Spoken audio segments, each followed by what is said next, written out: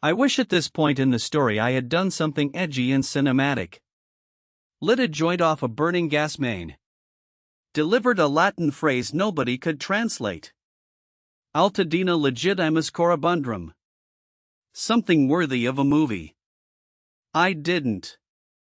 Sweetie and I got back into the car and left.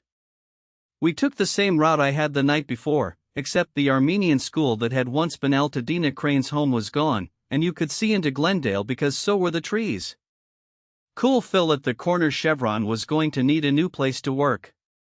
The gas station was gone, as was Altadena Community Church, where my Boy Scout Troop 76 met. Altadena's yearly pancake breakfast parade is called Old Fashioned Days.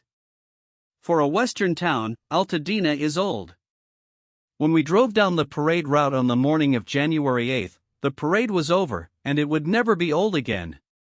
The commercial street of Lake Avenue was thoroughly ravaged from Altadena Drive to New York. The Ace Smoke Shop, which was a tiny house before tiny houses were cool. Lindsay's Liquor Store, a neighborhood fixture through 3 different owners, each one becoming family. Our bank.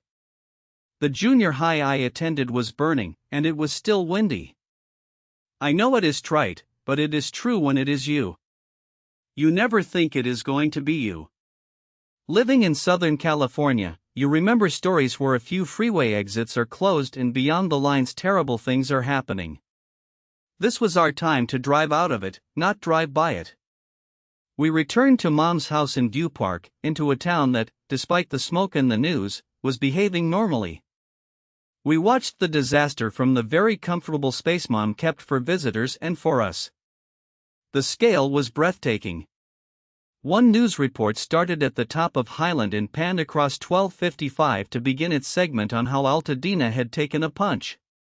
We connected with family on social media and with each other on the phone.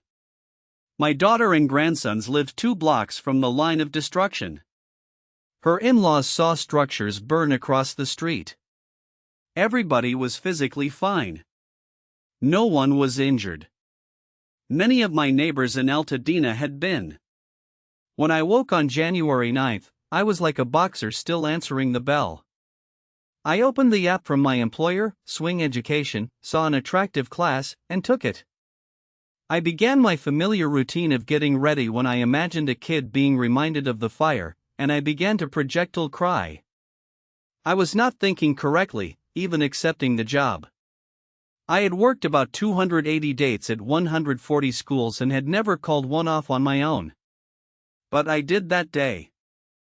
I called Swing to cancel and told them I lived in Altadena.